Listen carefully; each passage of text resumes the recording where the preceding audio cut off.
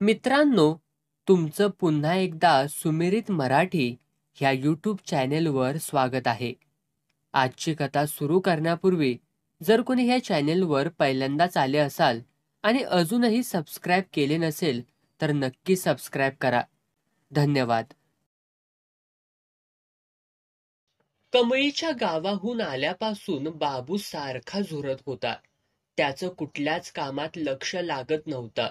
झाडावरचा शेलका पाड हेरायला चटावलेल्या राघवागत तो सदा कावरा बावरा होत होता. कालचा बाजार सुना सुना गेला होता. कमळी आली नव्हती. कुणाजवळ साधा निरोपही नव्हता. जुनाट मोडक्या खोक्यावर बसून पक्या टेलर मिसरी घासत होता. अंडर पॅन्टवरच बसल्या बसल्या तो रस्त्यावरची माणसं न्याहळत होता. बाबू आंघोळ आटपून चहा करत होता. 2-4 पिचकाऱ्या मारून मिसरी लावलेल्याच बोटानं दाढीवरचे खुंट वाजवीत टेलर बाबू जवळ आला. काय शेठ, झाले का आंघोळ? मग तुझ्या वाणी पारू सांग घेऊन बसू काय र? लेका जवा बघावं तवा कळकाटल्यालाच हायस. चालायचंच गरीबाचं. 1 कप पाणी वाढवा आणखी. पाव आणणार का? पावाला कवा नाही म्हणलंय का? जरा कडक बनवा. पाव पाव काय करतायसा? चांगली मसाला बटर आणतो की 4 आण्याची, अर्धा डझन. खळा खळा तोंड खंगून लेंगा घालून पळाला पक्या. बाबूनं कपभर पाणी वाढिवलं. थोडं दूध टाकलं. हाणला सरासरा पंप. 2 कप बशा घेतल्या. खळा खळा धुतल्या. दोन्ही बी कप कानतुटक बाबू गतच जन्मापासनं आबादल्यालं. वाळक पक्या दाढवानावरची दाढी नाचवीत आलं. बसकन मारून बसलं. मसाला बटर घेऊन आलं होतं. चवीनं बटर खात बाबूनच विषय काढला. लेका पक्या, असं फकीरागत किती र दिस राहायचं? मजी ह्या जगण्यात काय मजा नाही? कसली र मजा? चुकार कावळ्यागत एकटच जगायचं. पक्या, त्या परास लगीन का करत नाहीस र? लगीन लावायचं म्हणजे 20 वर्षाची एक आखबंद पुरगी पाहिजे. त्यात काय अवघड हाय? मग तुम्ही का आता पावतर आबादलायसा? अरे माझं येगळं, तुझं येगळं. गाठायची एखादी नट्या आणि टाकायचा उडवून बार. कोण देतय पुरगी आम्हाला? ना जमीन ना जुमला. ही टपरे सुदीक तुमच्या मेहरबानीनं मिळाल्या. शाना बाप होईल का तयार अशा ठिकाणी पुरगी द्यायला? आपणच एखादी गाठवायची र. गिऱ्हाईक येतय कुठं तसं. जुन्या काळच्या शनिमा टेलरला लय भाव असायचा. आता समदच फिसकाटलंय बघा. आता टेलरच्या बायकाच बाहेरचं गडी गाठायला लागल्या ती. छछा छछा छछा, हे काय चांगलं नव्हं. आता मला सांगा, तो राजकुमार टेलर काय कमी आहे का त्याला? मालकीचं घर, दारात मोटार सायकल, 7-8 मसनीवरती कामाला गडी. पर काय उपयोग नाही. त्याच्या बायकोनं त्यातलाच एक गडी गाठला. वाईट पुरुषाचा जन्म. मजी लगीन करणारच नाहीस म्हण की र. हॅट, लग्नाच्या खोंड्यात माणूस अडकला की कायमचा मेला. बायको आली की पोरं आली, संसार आला, भांडी कुंडी आली, लई अपना. खराय, आत्ताचं जगणं काय वाईट नाही. काय तर मग मस्त एकटं राहायचं, सकाळी कोंबड्यावानी बांग टाकत उठायचं. झंकट नाही कसली. कसं? बराबर हाय. मेला तर पारशागत कुणी बी गावाबाहेर वडून टाकल. काय आईला शेठजी, तुम्ही म्हणजे असं बोलतासा कवा कवा? बरं, तुमचं कुठवर आलंय लग्नाचं म्हणायचं? झालं, उद्या उरकायचं हाय. आज गुळभात हाय, य जेवायला सांच्याला. आता आमचं पायताना आम्हालाच हाना. येतो आंघोळ उरकून, मग बोलू. पळाला पक्या. बाबू एक एक घोड चवीनं पीत कमळीचा विचार करू लागला. बशीतही त्याला तिचाच मुखडा दिसू लागला. त्यानं मनाशी निश्चय केला. कमळीला सरळ लग्नाबद्दल विचारायचं. होय म्हणेन, नाही तर नाही म्हणेन. पण बहुतेक होयच म्हणेल. तिचा नवरा काय तिला साजेसा आहे का?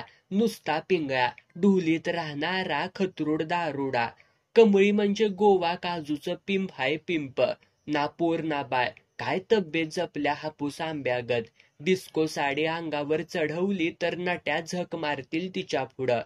रंगीत स्वप्न बाबू मनातल्या मनात रंगवीत होता. दिवस रात्र या स्वप्नांना अंत नव्हता. जागा पाहून हरळीनं मूळ धरावं तशी कमळी पावला पावलावर त्याच्या मानेवर स्वार होत होती. दुसराही बाजार हुकला. कमळी आलीच नाही. मग मात्र तो वैतागला. मनाशी म्हणाला, साल्या बायका वाईट, नुसत्या खेळवतात, पुरुषाला कापरागत जाळतात. मी हिथं माळावरल्या पाखरागत तडफडतुया, ती मात्र लागल्या तिकडं पैशाच्या माग. काय होईल ते होईल, उद्या जायचंच तिच्या गावाला, डायरेक्ट विचारायचं. वय म्हणली तर ठीकच, नाहीतर चोळ्या पातळ तिच्या दारात टाकून सरळ पुलावरनं टाकायची उडी. बोंब मारायला हाय कोण आपल्या माग. पक्यानं गदा गदा हलिवलं तेव्हा तो शुद्धीवर आला. आवासून बघायला लागला. कसल्या तंद्रीत हाय शेडजी, ती पोरगी बघा कवापासनं येऊन थांबल्या. बाबू लाजल्यागत झाला. स्वतःला सावरीत खुळ्यावानी हसला. देवाला उदबत्ती लावली, पाया पडला आणि पोरीकडे बघत म्हणाला, बोला काय पाहिजेल? चिटाचं कापाड हाय का? कुणासाठी? माझ्यासाठीच. परकर पोलक शिवायचं हाय. बाबूनं पोरगी न्याहाळली. चांगली 13-14 वर्षांची. भडक चिटाची 3-4 कापडं पुढं टाकत म्हणाला, बघा कंच पसंत पडतय त्या. रंग जाणार नाही नव? कसा जाईल? माणसाच्या रंगावानी पक्का हाय तो. उगाच वय 7 रुपये मीटर लावलंय. लय महाग वाटतंय व. मग फुकट देऊ म्हणतीस? तसं कसं, थोडं कमी करा की.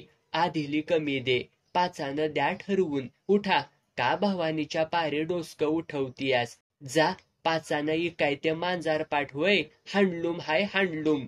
पक्या उठलाच पोरीची बाजू घेत म्हणाला, शेठ, तुम्हाला काय वाटलं? ही पोरगी तुमचं दुकान बघायला आल्या वय? मी कुठं तसं म्हणतोया. मग लगेच आवराआवरी करायला लागला. ती पोरगी 5 मागत्या, तुम्ही 7 सांगतायसा. तुम्ही बी इकायलाच बसलायसा नव? ती बी घ्यायला आल्या. 6 रुपयानं कापा बघू कापाड. उगे रामपारी खटखट नग. काय व? पोरीकडे बघत त्याने भुवई उडवली. पोरगी लाजली. पैसे मोजून देत म्हणाली, शेडजी हिथं चांगला शिंपी कंचा हाय व. रगड हाय ती. काय र पक्या, बघ काय म्हणत्या ती. या इकडं या, बोला काय शिवायचं हाय? परकर पोलक. उद्या दुपार पावतर पाहिजेल. गावाला जायचंय. आणि आम्ही आजच दुपार पावतर दिलं तर? खरंच? मग तर लय बरं होईल बघा. शिलाई लय नाही ना मागणार. तुमच्या मनाला येईल ते द्या. तसं कसं, तुमचा बी धंदा हाय. तुमच्या गळ्या शपथ तुमच्या मनाला येईल ते द्या. आपलं काय नाही तसं. ठीक हाय, थांबा, माप घ्यायला दुसरं पोलक परकर आणते. छे, कशाला हेलपाटा घेतायसा? कापड अंगाबरोबर येण्यासाठी अंगावरच माप घेतलेलं चांगलं. त्यात काय लाजायचं? तुम्ही आम्हाला भनिवानी हायसा. पक्या माप घ्यायला लागला. चांगली 15 मिनिटं मापच घेत होता. पोरगी बी खिदळून त्याला पेटवीत होती. तो बी चेतत होता. कधी नव्हे तर काटकुळ्या अंगातनं अरबी घोडा धावत होता. कमरेचं माप घेताना त्याला वाटलं असंच मोहर व्हावं. आवळावी पोरगी. पार जीवाची तलखलीच शांत करून टाकावी. पण त्यानं मन आवरलं. माप घेतलं तशी पोरगी निघाली. हवं जाताय कुठं? बसा त्या फळकुटावरती. आता नख काढतो तासाला वडून. ह्या पेठला आपल्याला जोड नाही. कुठं बी विचारा. दिसाचा 40 नख काढतो.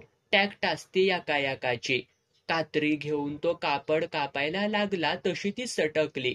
बाबूशेठ हसत म्हणाला, पक्या, आता काय जगत नाहीस बाबा तू. चांगला आवळा आलाया चालून. आता बोलण्यात गुंतवू नका शेठ. बघा मशीन कशी भिंगरीवाणी पळवतो. मशीन पळू पण कापड नीट शिव. चांगली फॅशनेबल. काळजीच करू नका व.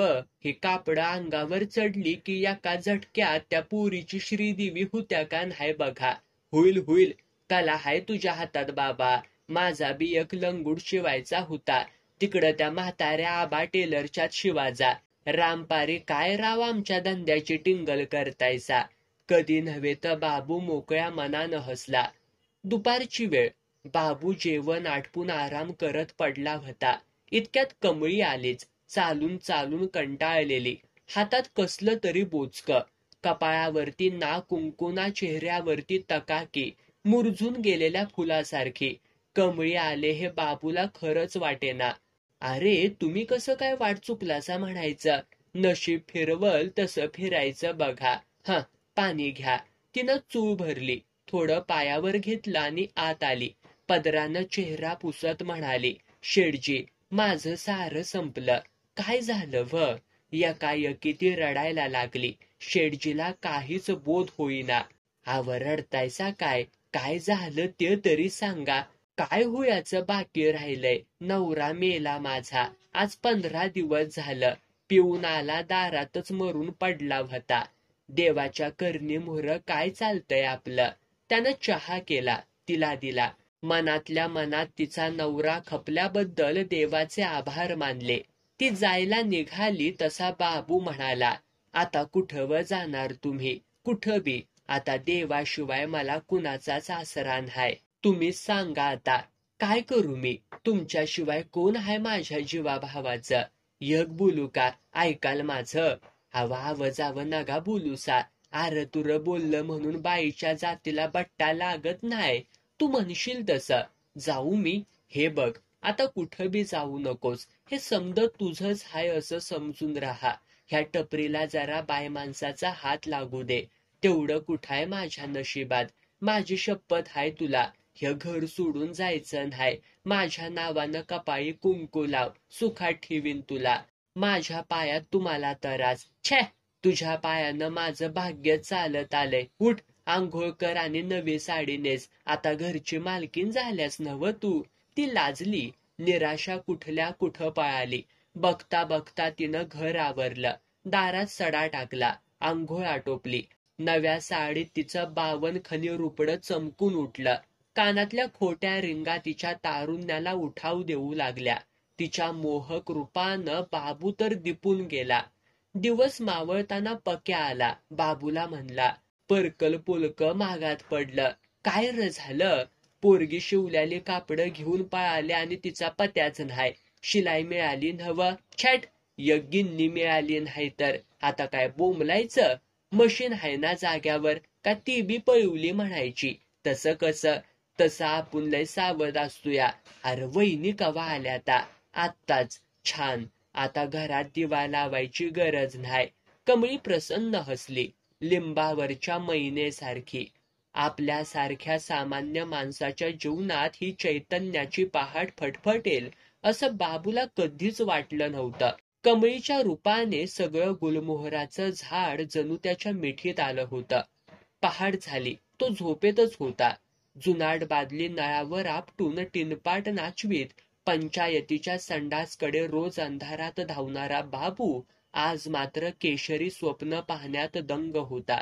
मध्यरात्रीपर्यंत उभ्या मळ्यात रानवाऱ्यानं दंगा घालावा तसा तिच्या देहाशी मस्ती करत त्यानं अनुभवलेला स्पर्शगंध विसरता विसरत नव्हता. कमळी लवकर उठली. पाणी भरलं. सारी भांडी चकचकीत घासली. दारासमोर सडा टाकला. आंघोळ आटोपली. देवापुढे उदबत्ती लावली. चहाला पाणी ठेवलं. दारात सुंदर रांगोळी रेखली. उंबऱ्यावर सुद्धा पानं फुलं काढली. पक्या टेलर जिथं बसायचा त्या टपरीचा नीट अंदाज घेतला.